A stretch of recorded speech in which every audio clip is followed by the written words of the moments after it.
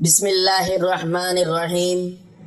اولاد کتنی بھی نافرمان ہو، صرف 3 بار یہ کلمہ پڑھ کر پانی پر دم کر کے پلا دیں، اولاد ہمیشہ کے لیے ماں باپ کی آنکھوں کی ٹھنڈک اور فرمانبردار بن جائے گی۔ محترم ناظرین، آج کی اس خاص نشست میں ہم ایک ایسے موضوع پر گفتگو کریں گے جو ہر گھر کی ضرورت ہے، ہر ماں کا درد ہے، ہر باپ کی تمنا ہے اور ہر دل کی پکار ہے۔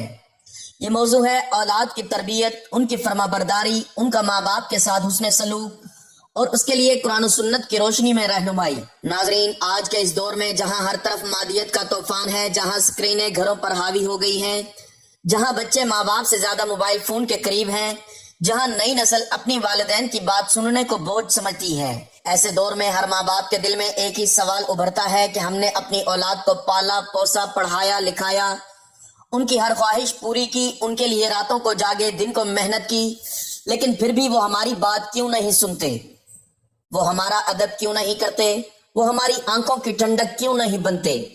یہ سوال محض ایک سوال نہیں بلکہ ایک قرب ہے، ایک تکلیف ہے جو دل کی گہرائیوں میں اترتی ہے اور آنکھوں کو نم کرتی ہے۔ لیکن یاد رکھیں، اسلام ایک مکمل ضابطہ حیات ہے۔ اللہ تعالیٰ نے ہمیں ہر مسئلے کا حل قرآن کریم اور سنت نبوی میں عطا فرمایا ہے۔ اولاد کی نافرمانی کا علاج بھی موجود ہے، ان کی بے ادبی کا حل بھی موجود ہے اور ان کو راہ راست پر لانے کا طریقہ بھی اللہ کے کلام اور نبی کریم صلی اللہ علیہ وآلہ وسلم کے تعلیمات میں محفوظ ہے۔ آج ہم جس موضوع پر بات کریں گے وہ نہ صرف روحانی تقویت کا ذریعہ ہے بلکہ ایک مکمل رہنمائی ہے جو آپ کی گھریلو زندگی کو بدل سکتی ہے، آپ کے گھر کو جنت کا ٹکڑا بنا سکتی ہے اور آپ کی اولاد کو ایسا بنا سکتی ہے کہ وہ آپ کی آنکھوں کی ٹھنڈک اور آپ کے دل کا سکون بن جائے۔ ناظرین، اولاد یہ لفظ سنتے ہی دل میں کیا کچھ امڈ آتا ہے۔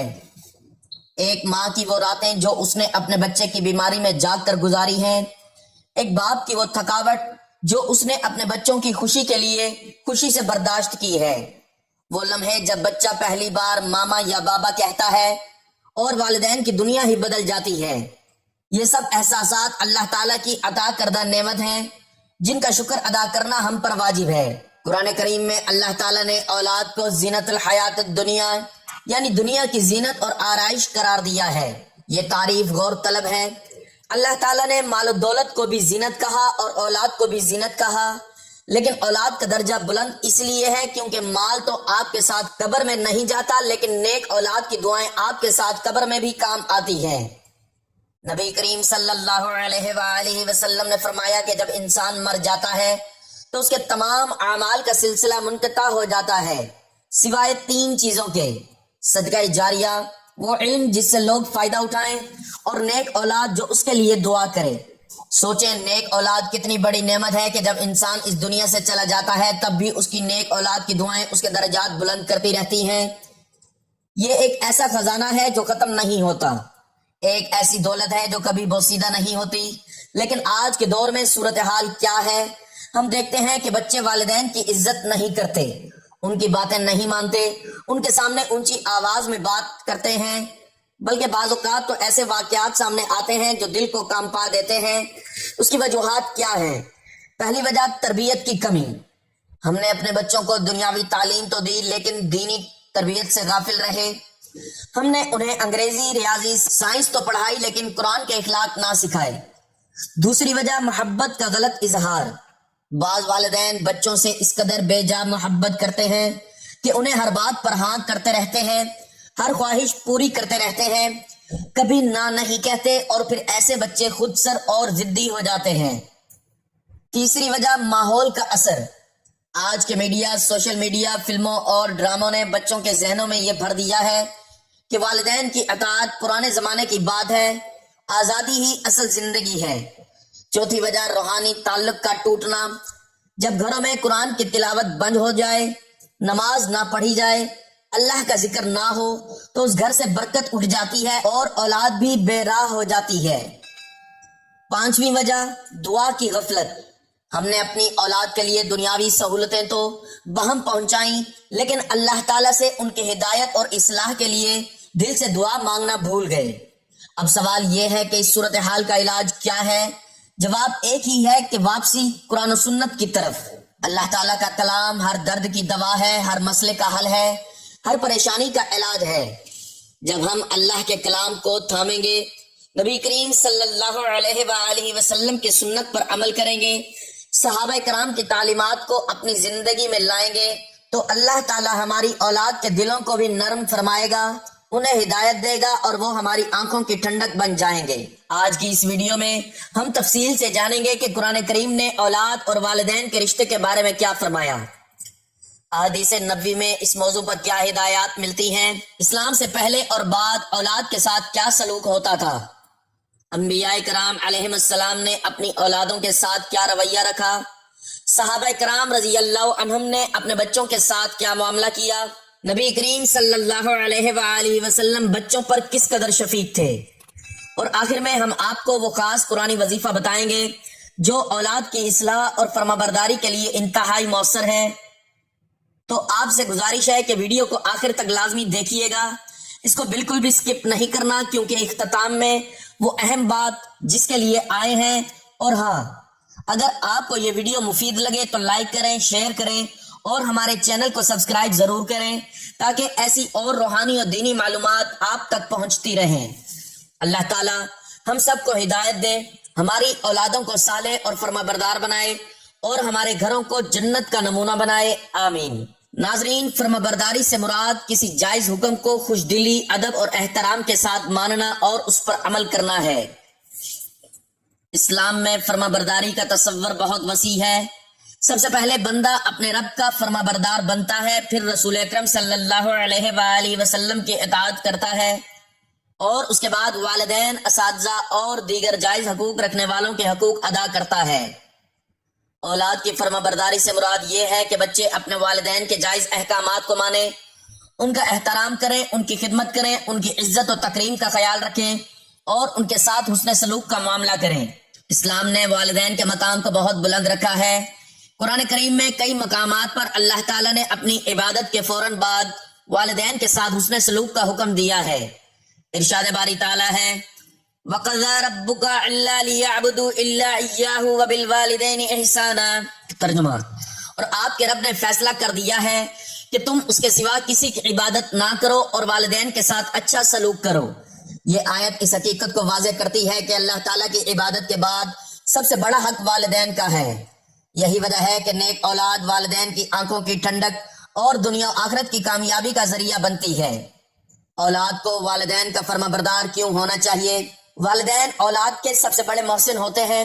وہ اپنی اولاد کی پرورش، تعلیم، تربیت اور ضروریات پوری کرنے کے لیے اپنی زندگی کا بڑا حصہ قربان کر دیتے ہیں۔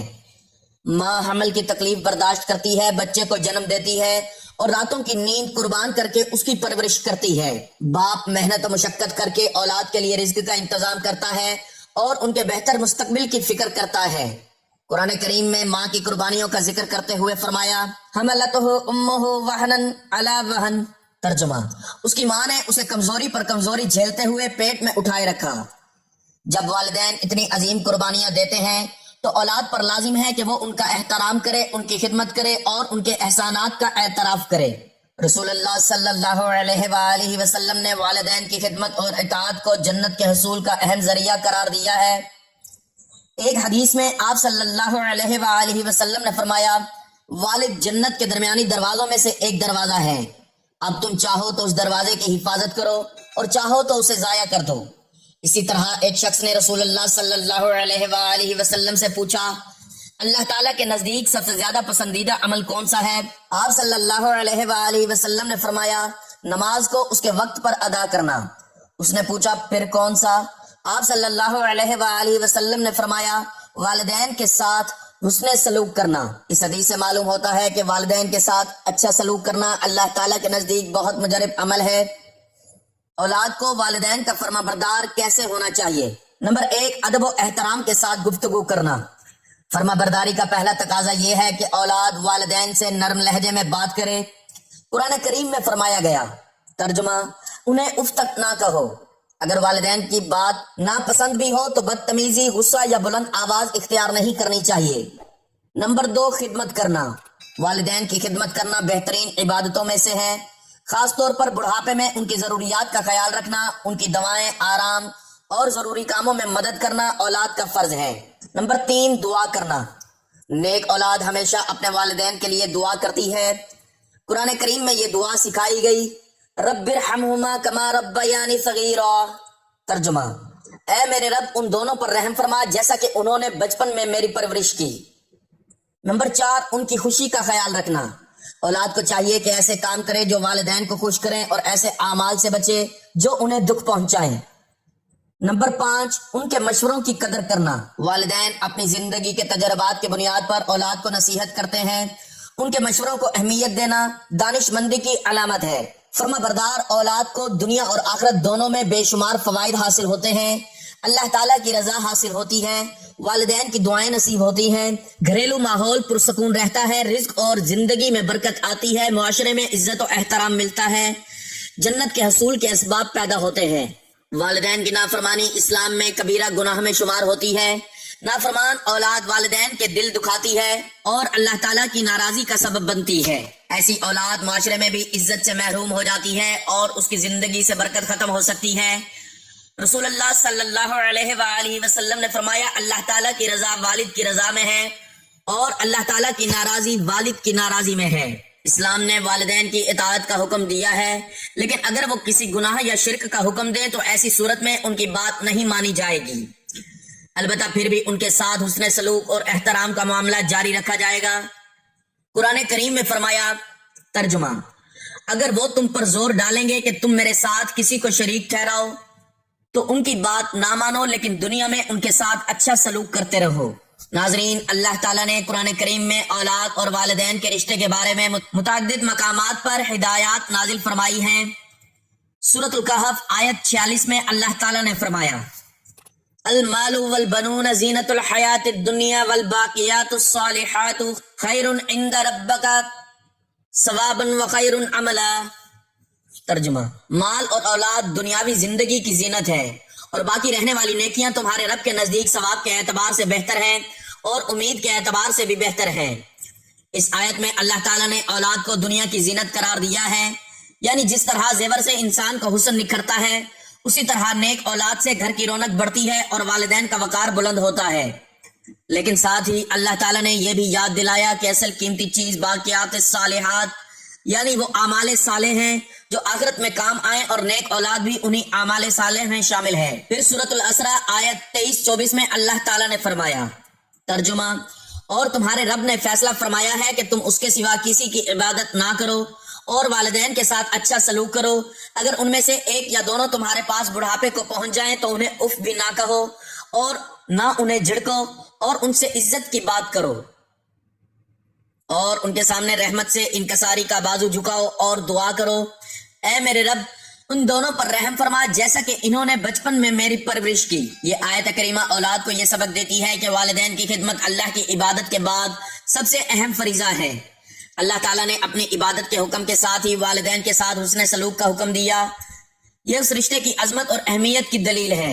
اسی طرح سورۃ لقمان آیت 14، ترجمہ، اور ہم نے انسان کو اس کے والدین کے بارے میں تاکید کی، اس کی ماں نے اسے تکلیف پر تکلیف اٹھا کر پیٹ میں رکھا اور 2 سال میں اس کی دودھ چھڑائی کہ میرا شکر ادا کر اور اپنے والدین کا بھی میری ہی طرف لوٹنا ہے۔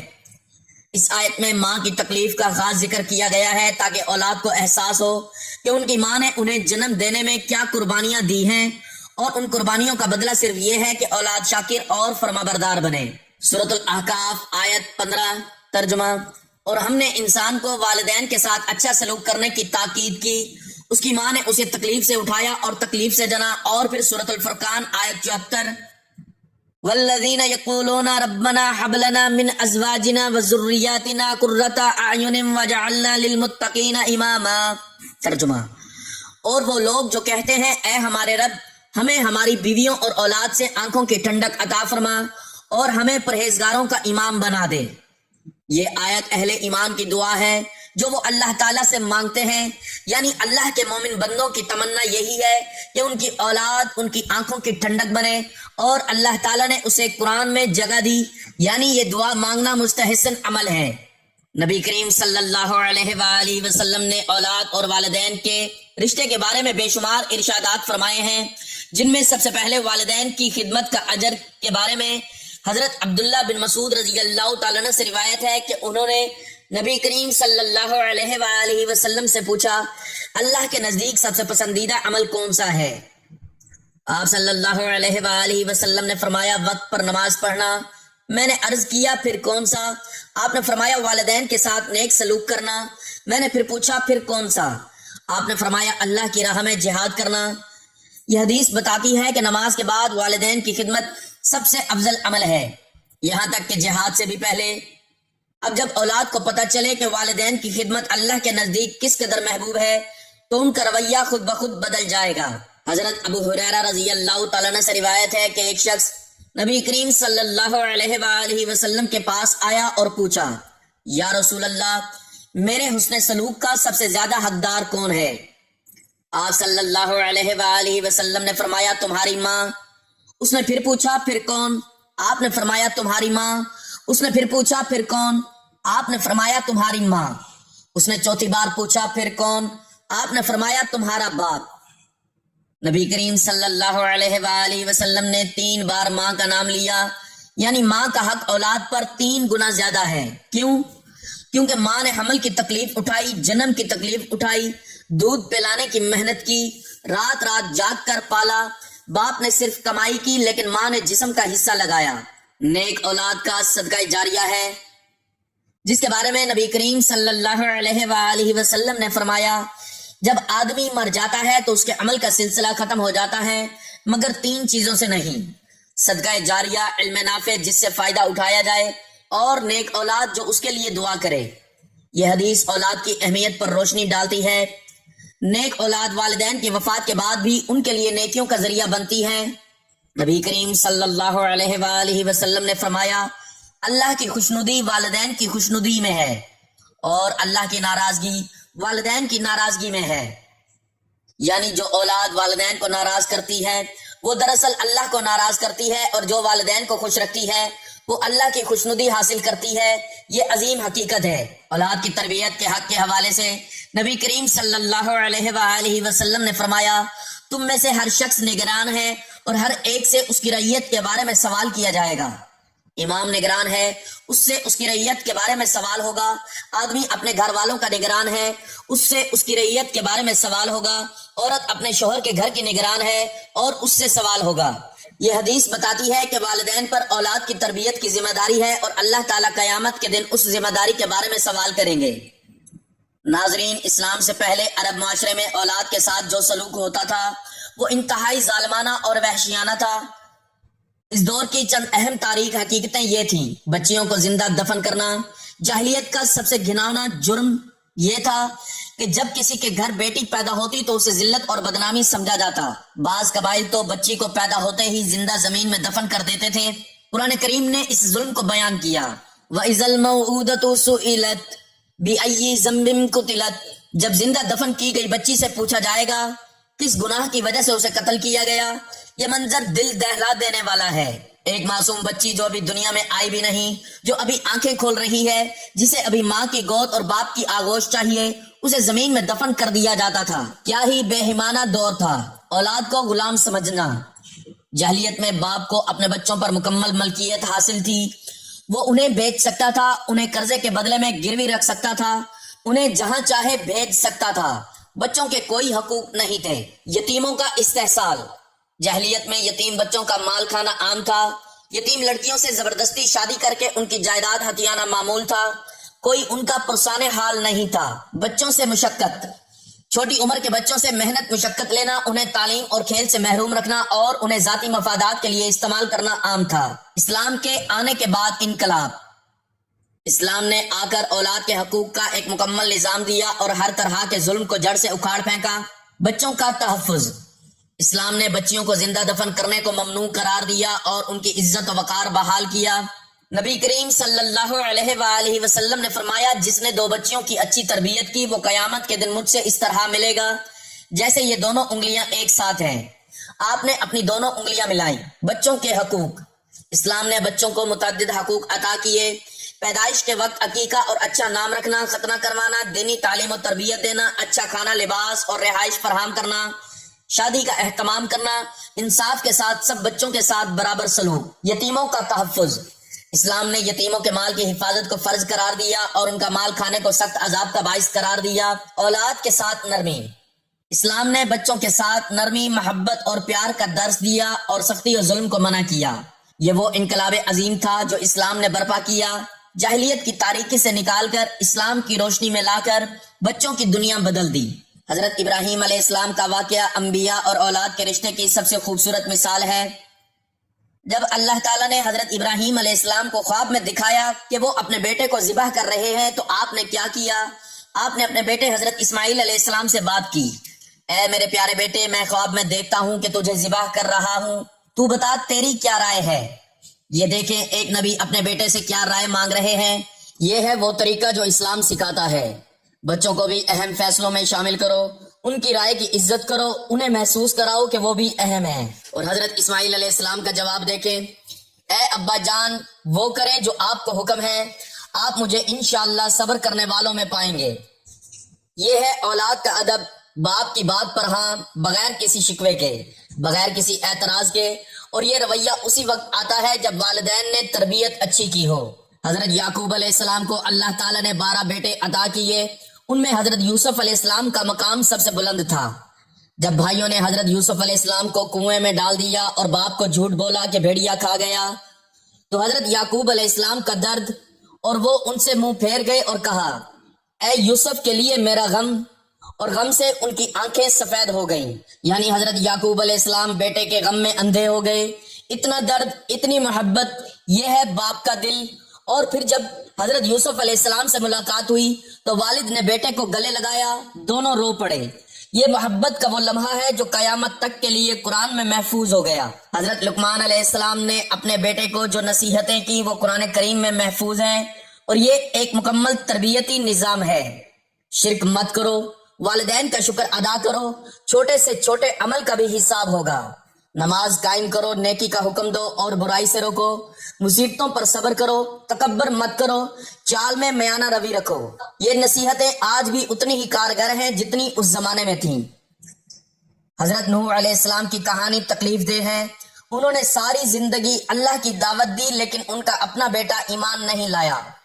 جب طوفان آیا تو حضرت نوح علیہ السلام نے اپنے بیٹے کو بلایا، اے میرے بیٹے، ہمارے ساتھ سوار ہو جا اور کافروں میں مت رہ، لیکن بیٹے نے انکار کر دیا اور ڈوب گیا۔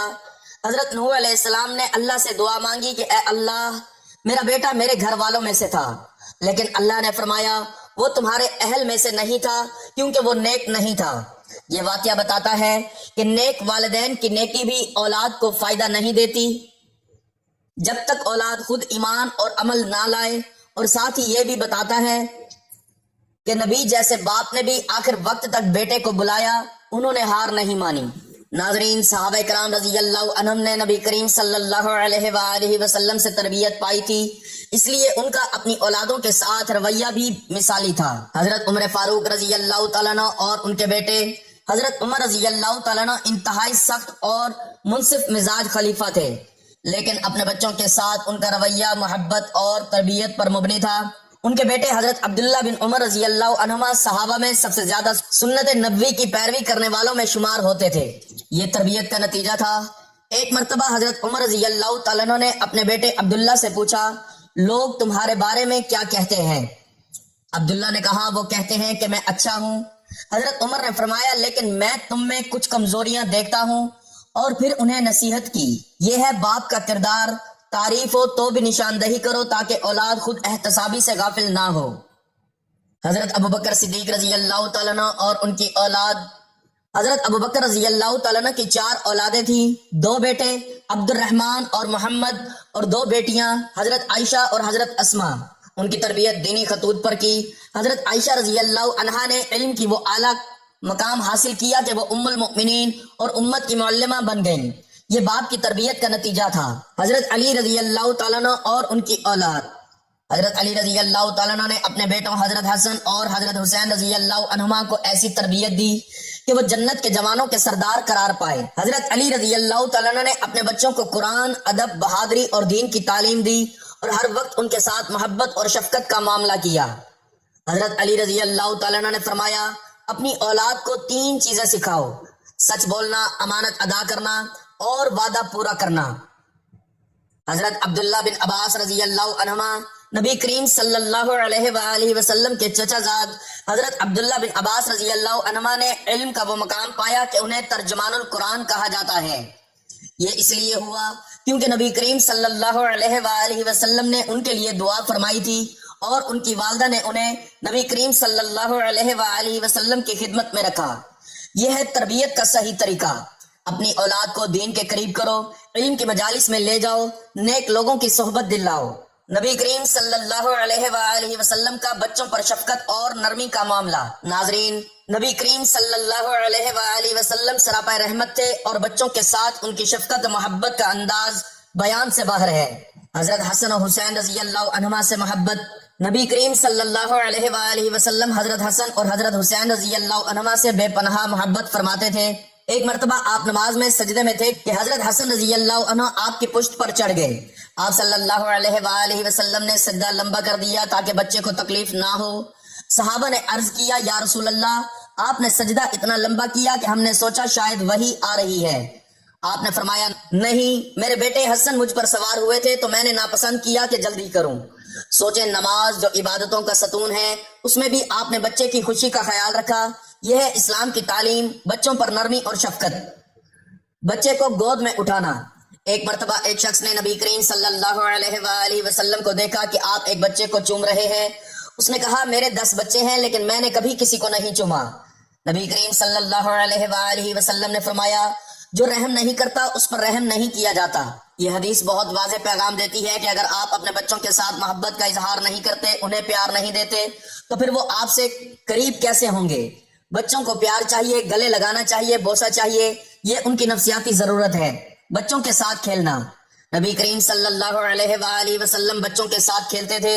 حضرت انس رضی اللہ تعالیٰ عنہ بیان کرتے ہیں کہ نبی کریم صلی اللہ علیہ وآلہ وسلم ان کے ساتھ کھیلتے، انہیں کنیت سے پکارتے، ان کے ساتھ مذاق کرتے اور ان کی باتیں توجہ سے سنتے۔ نبی کریم صلی اللہ علیہ وآلہ وسلم کا حضرت انس رضی اللہ تعالیٰ عنہ کے ساتھ رویہ یہ تھا کہ انہیں یا ذل اذنین، اے 2 کانوں والے کہہ کر پکارتے۔ یہ ایک پیار بھرا مذاق تھا جو بچے کو قریب لاتا ہے۔ یتیم بچوں کی خبر گیری۔ نبی کریم صلی اللہ علیہ وآلہ وسلم عید کے دن یتیم بچوں کو دیکھتے تو ان کے پاس جاتے، ان کے سر پر ہاتھ پھیرتے، انہیں کپڑے دلواتے اور ان کی خاطر مدارت کرتے۔ آپ نے فرمایا، میں اور یتیم کی کفالت کرنے والا جنت میں اس طرح ہوں گے۔ آپ نے شہادت اور درمیانی انگلی کو ملا دیا۔ بیمار بچوں کی عیادت۔ حضرت انس رضی اللہ تعالیٰ عنہ کے ایک چھوٹے بھائی کا پرندہ مر گیا، وہ بہت اداس ہو گئے۔ نبی کریم صلی اللہ علیہ وآلہ وسلم ان کے پاس گئے اور پوچھا، اے ابو عمیر، نغیر چڑیے کا کیا ہوا؟ یہ ایک چھوٹے بچے کے غم کو سمجھنا اور اسے تسلی دینا تھا۔ نبی کریم صلی اللہ علیہ وآلہ وسلم اس چھوٹی سی بات کو بھی اہم سمجھتے تھے کیونکہ بچے کے لیے وہ بہت اہم تھی۔ اپنی بیٹی حضرت فاطمہ رضی اللہ عنہا سے محبت۔ نبی کریم صلی اللہ علیہ وآلہ وسلم اپنی بیٹی حضرت فاطمہ رضی اللہ عنہا سے بے پناہ محبت فرماتے تھے۔ جب حضرت فاطمہ رضی اللہ عنہا آتی تو آپ کھڑے ہو جاتے، ان کا ہاتھ تھامتے، انہیں بوسہ دیتے اور اپنی جگہ پر بٹھاتے۔ آپ نے فرمایا، فاطمہ میرے جگر کا ٹکڑا ہے، جس نے اسے تکلیف دی اس نے مجھے تکلیف دی۔ یہ ہے باپ کا دل کہ اولاد کی تکلیف اپنی تکلیف سے بڑھ کر لگے۔ بچوں کو سلام کرنا۔ نبی کریم صلی اللہ علیہ وآلہ وسلم بچوں کو پہل کر کے سلام کرتے تھے۔ حضرت انس رضی اللہ تعالیٰ عنہ بیان کرتے ہیں کہ نبی کریم صلی اللہ علیہ وآلہ وسلم جب بچوں کے پاس سے گزرتے تو انہیں سلام کرتے۔ یہ عمل بچوں میں عزت نفس پیدا کرتا ہے، انہیں احساس دلاتا ہے کہ وہ بھی اہم ہیں۔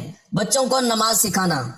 نبی کریم صلی اللہ علیہ وآلہ وسلم نے فرمایا، اپنے بچوں کو 7 سال کی عمر میں نماز کا حکم دو اور 10 سال میں نہ پڑھیں تو مار کر پڑھاؤ اور ان کے بستر الگ کر دو۔ یہ حدیث تربیت کا ایک مکمل نظام دیتی ہے۔ تو ناظرین محترم، وقت کی نزاکت کو مد نظر رکھتے ہوئے چلتے ہیں عمل کی جانب اور آپ کو بتاتے ہیں وہ عمل کہ جس کا آپ سب کو انتظار ہے، اور آپ نے کون سا کلمہ 3 بار پڑھ کر پانی پر دم کر کے اپنی اولاد کو پلانا ہے کہ جس سے اولاد ہمیشہ ماں باپ کی آنکھوں کی ٹھنڈک اور فرما بردار بن جائے گی۔ یہ وظیفہ قرآن کریم کی آیات، اللہ تعالیٰ کے اسماء حسنہ اور ایک کلمہ پر مشتمل ہے جس کا مقصد اولاد کے دلوں میں نرمی پیدا کرنا، انہیں فرما بردار بنانا اور والدین کی آنکھوں کی ٹھنڈک بنانا ہے۔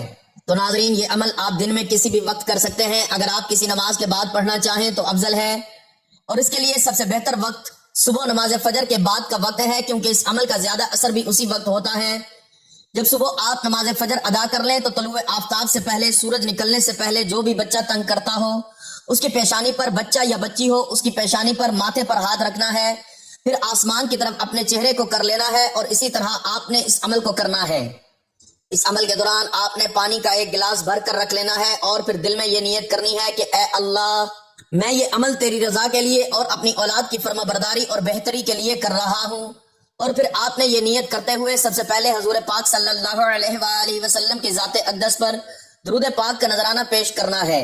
درود پاک آپ کوئی سا بھی پڑھ سکتے ہیں، آپ صلی اللہ علیہ وآلہ وسلم پڑھ لیں یا صلی اللہ علی محمد پڑھ لیں، لیکن درود ابراہیمی کی اہمیت و فضیلت بہت زیادہ ہے، اسی لیے ثواب کے طور پر ایک مرتبہ میرے ساتھ بھی درود پاک پڑھ لیں۔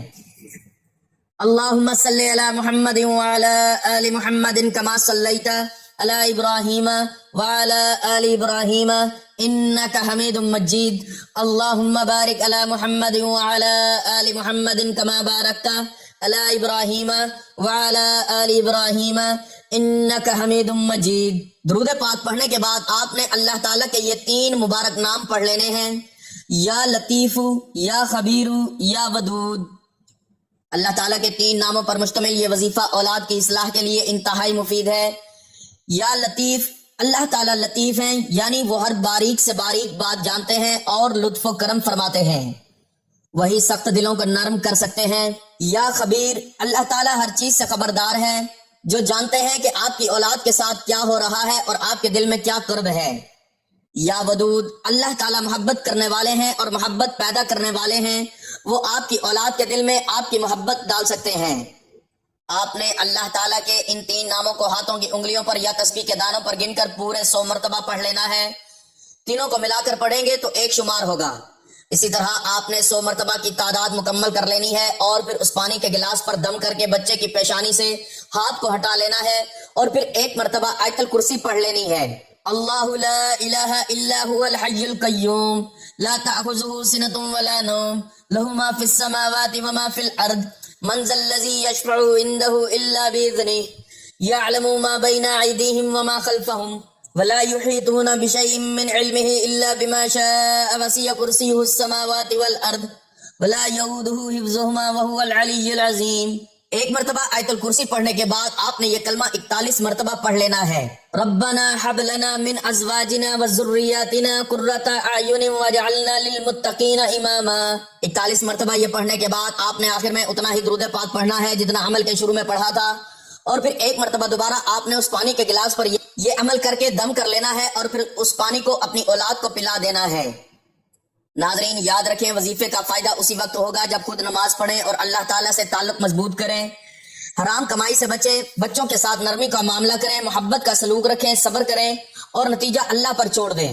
اولاد کے سامنے خود بھی قرآن پڑھیں، کیونکہ بچے جو دیکھتے ہیں وہی سیکھتے ہیں۔ پیارے بھائیوں اور بہنوں، آج کی اس طویل اور لمبی گفتگو کے اختتام پر ہم اللہ تعالیٰ کے حضور سجدہ ریز ہوتے ہیں اور دل کی گہرائیوں سے دعا مانگتے ہیں، اے اللہ، اے قلبوں کو پھیرنے والے، اے دلوں کے حال کو جاننے والے، اے ہر چیز پر قدرت رکھنے والے، ہم تیرے دربار میں حاضر ہیں، تیرے سامنے جھکے ہوئے ہیں، تجھ سے امید لگائے بیٹھے ہیں۔